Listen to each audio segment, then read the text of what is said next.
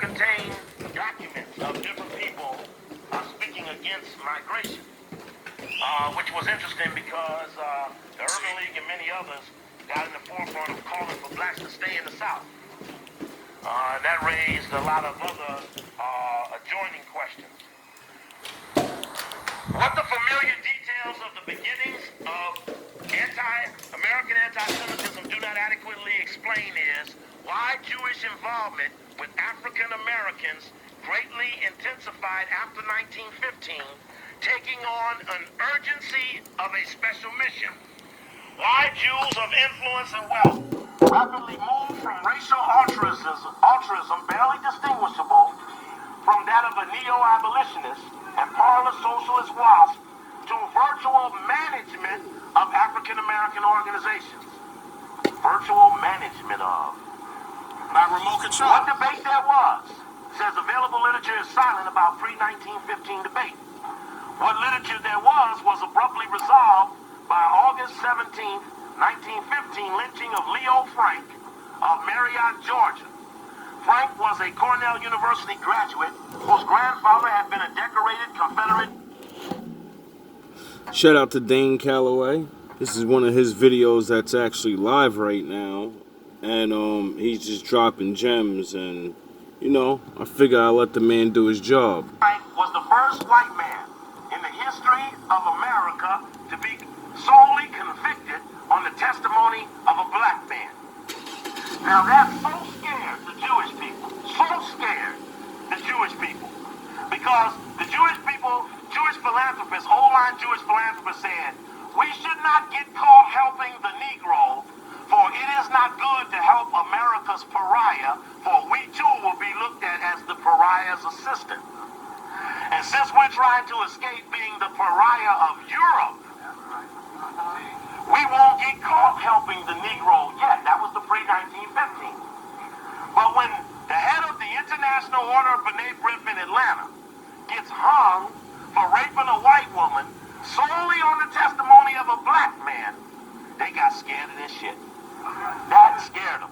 That's when they ran out and formed the Anti-Defamation League. Because that's when they knew that if a black man could convict a Jewish man, white man in America, that they better get out quick and get some sort of organization to protect them. Because to them, it couldn't have been anything lower. Says here, listen to this. Says that accused of the murder rape of a white female, he was the first white man in post-bellum South to be convicted on the capital offense on the testimony of an African American. The incendiary speeches of Tom Watson, the nearly demented Georgia populist leader, and the barbarianism of Marietta mob made it clear that the victim's punishment had been determined by race and class rather than by regard for evidence. The Frank Clay's case also briefly threatened Afro-American Jewish goodwill when the Jewish-owned New York Times demanded that the Georgia authorities try the African-American janitor, the sole witness to the crime, as the guilty party. Now that book talks about their relationship. Hey, not only is he not guilty, but try the nigga. You know what you're supposed to do. It's a nigga against all of us.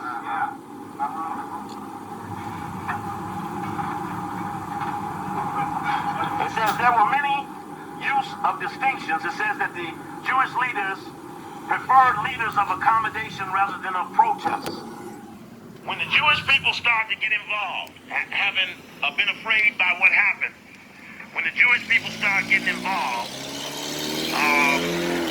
they talk about that they start looking for blacks in the various cities that had pedigree. The word pedigree was used.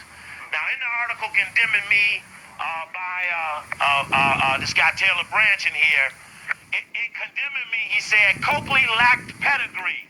Therefore, he was like a scavenger fish type of thing. Says here that during the ascendancy of Booker T. Washington, militant Afro-American spokesmen in the North had commanded little of the loyalty of the masses of their own people, nor the attention of white philanthropy, to say nothing of the heed of the politicians. The death of the great accommodator in November of 1915 opened a crisis in race leadership.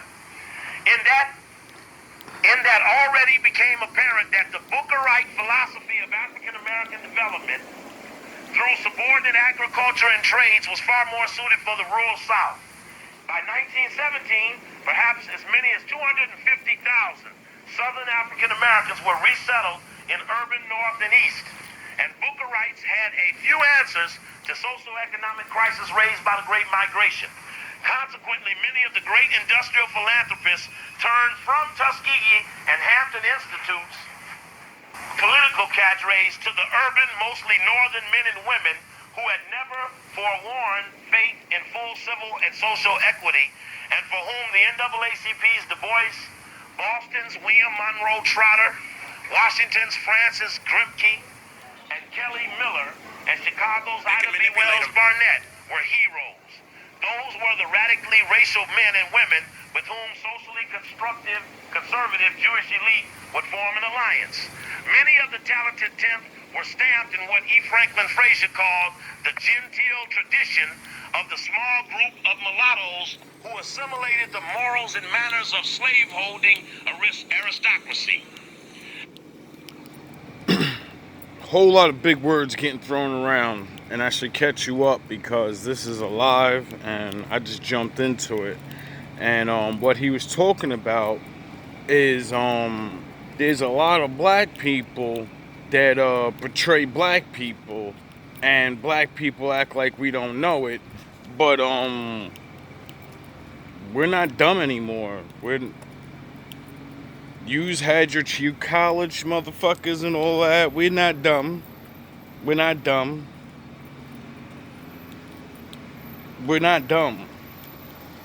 And see, as I'm listening to this thing, the man that he's playing, he's dead.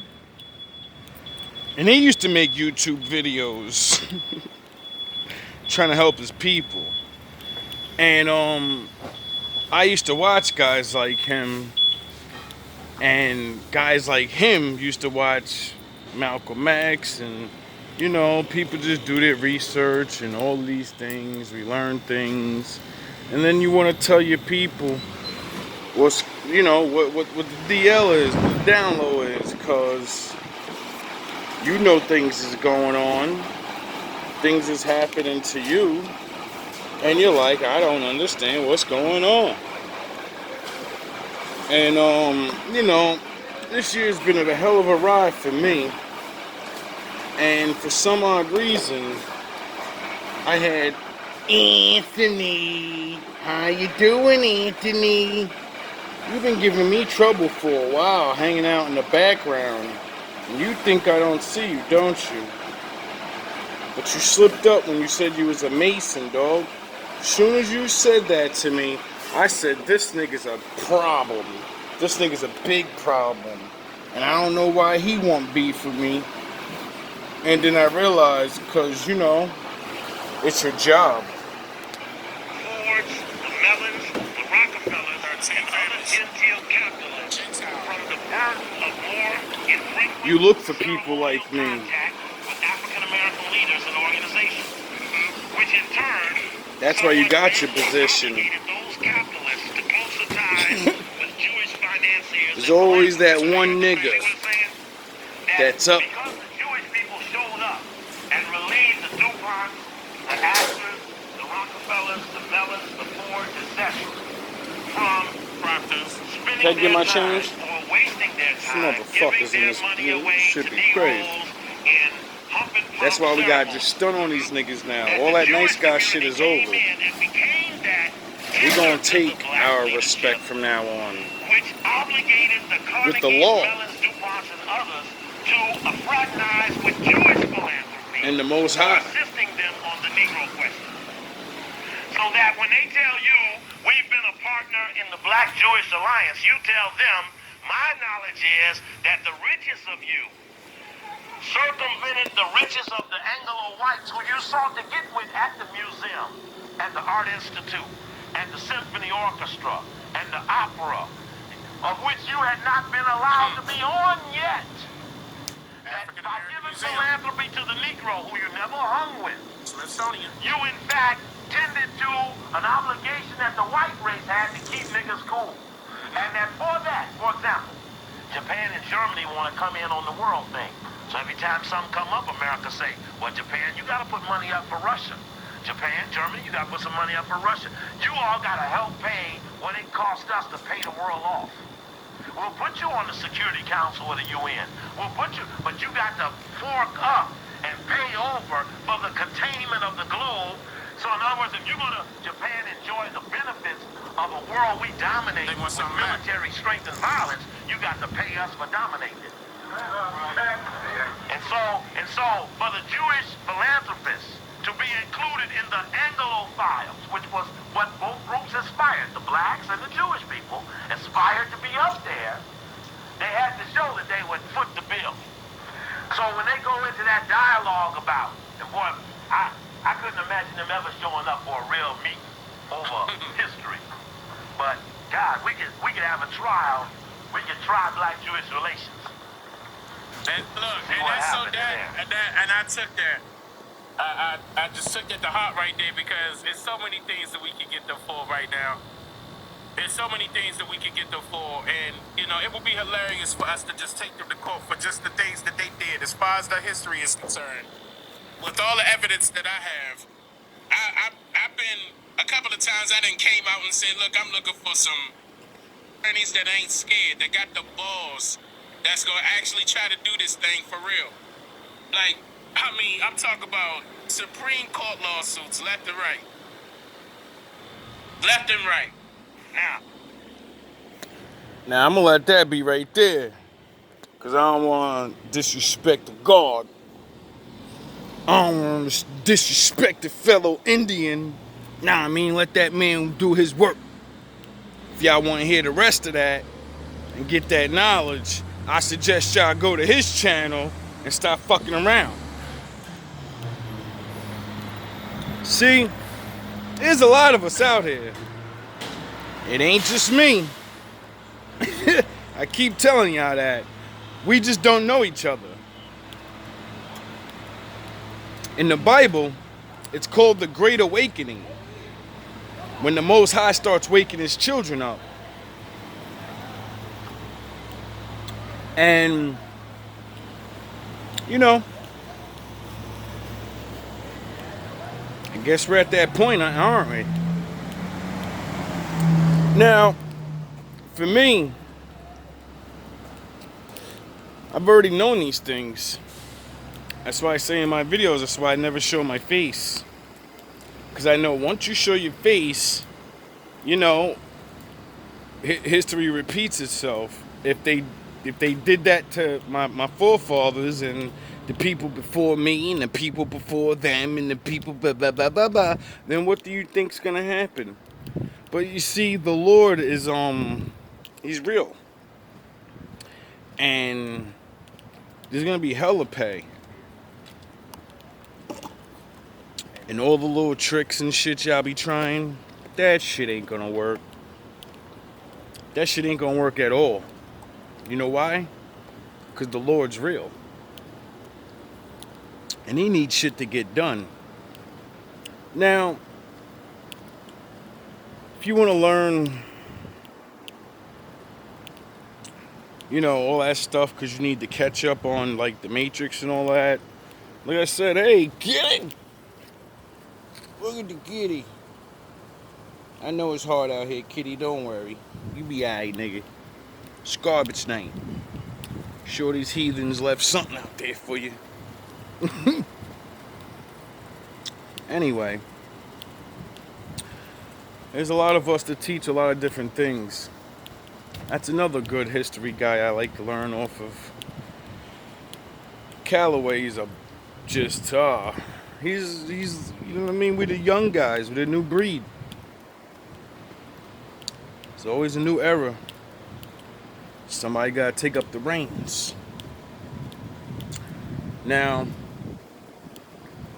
I suggest y'all go, you know, like I said, look at some of his stuff, cause there's a lot of us out here.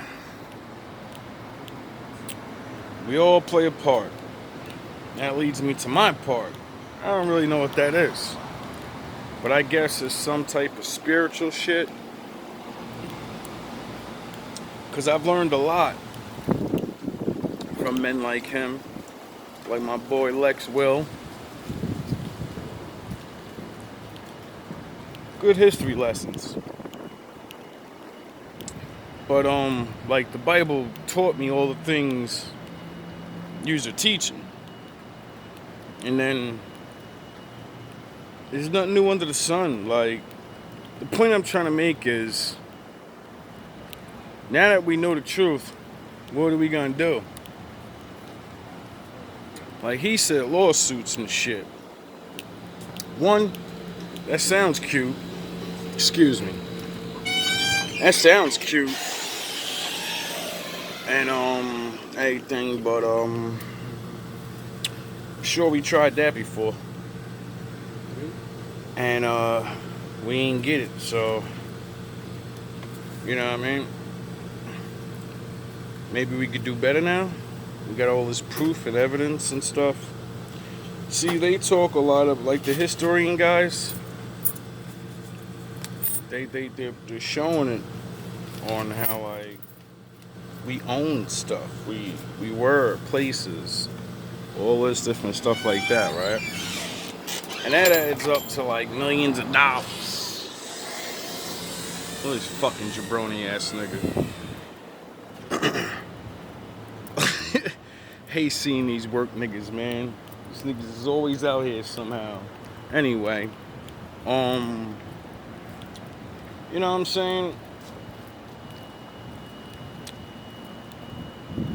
They ain't trying to get that money up. When it comes to land theft, like we're talking about a whole country here. So you add that in with all of the lockups of innocent men and like the slavery shit and all that, like that you get millions and stuff. We live in a world where people have been enslaved and got free, and then they gave them land and money. That that has happened. The thing is, they've done so much to us that it ain't just about land and slavery anymore. It's about you fucked our brains up. So even if you give us land and money, we would just give it back or fuck it up. We have to resurrect. We have to, like, that's why we need God. That's why the story of God says he's going to save his people and raise them up. It's not just about money. It's about mentality. Your brain being kept away from being a people, being kept away from being fathers, being kept away from just being without having to fucking look over your shoulders and all of this other shit and all that other shit. We've gone centuries with this.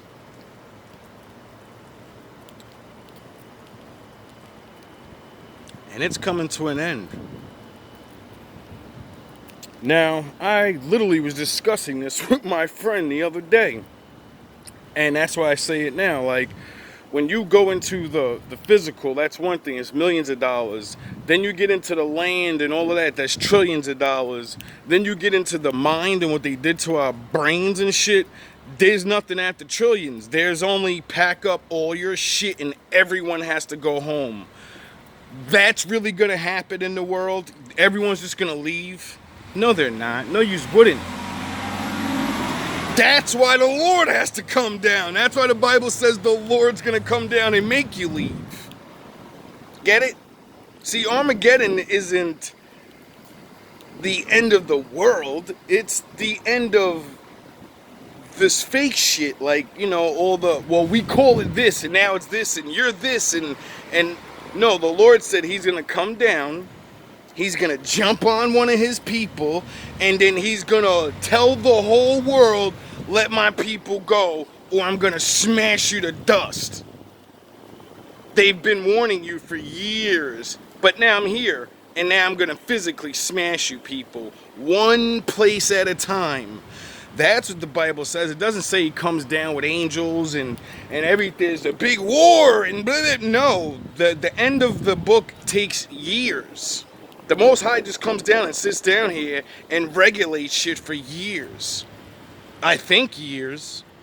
But all I know is if you're in one spot and you're telling people from the other side of the world and all over the world, let my people go, I'm going to come over there and I'm going to trash you. That's going to take kind of a long time. The world's a big place. So, you know, I don't know what Bible you guys are reading, but when I read the Bible, that's what I read. And that's what I understood, that the Lord's going to come down here and personally save his people. Because there's no way for us to win. Our own kind are above us, and yous lie to us and hold us down. Then yous got them above yous, and they're lying to yous and holding yous down. Then there's some people behind those people we can see that holds them down. And then behind them is this spirit and all the fucking boogity boogities. That's why I say you got a boss, I got a boss, I got a boss, I got a boss, and I work for the Most High, so that makes me your boss.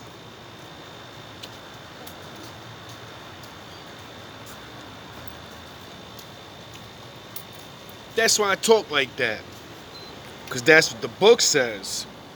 It says he's going to come down and redo everything, and the real bosses is going to be bosses, and all the fag niggas you ain't going to be bosses no more. Now, that to me, that's for the distant future. I don't know. The book says no man knows when all this is going to start. He just gives certain hints and things of when shit's going to, like, kick off. And to me, the awakening of his people and being blind to the fact that black means you're nothing, that you actually have a heritage, you have a homeland, you have a certain way to live, you have a diet, you have a life that you don't have anymore, and the one you're living ain't yours. They made it up and it's fake. I want to go home. The book says when you leave us alone, let us go home, let us get our shit, he spares you. I know most of you won't. That's why I said in my other video a while ago, like, we can't make everybody go home. There's too many people here now. There's too many, where they gonna go back to? They ain't got nothing to go back to. Hey, like, y'all don't even know where y'all from to go home. If I say go home, where half y'all gonna go? Y'all don't even know where to go. You ain't nothing like the people where you originally came from. They don't want you back there no more. If you look at the old records of back in the day, Ellis Island and all, dog, those were refugees and homeless and jailbirds and shit. They were throwing yous away anyway. They didn't want yous to be in those countries no more, majority of you. So it's like, where are you going? They were getting rid of you anyway. So we're all gonna be here together. This is why I say, learn to get along. Leave me the fuck alone and let me get my piece of the land and leave me alone. Just leave me alone. My father will deal with you accordingly.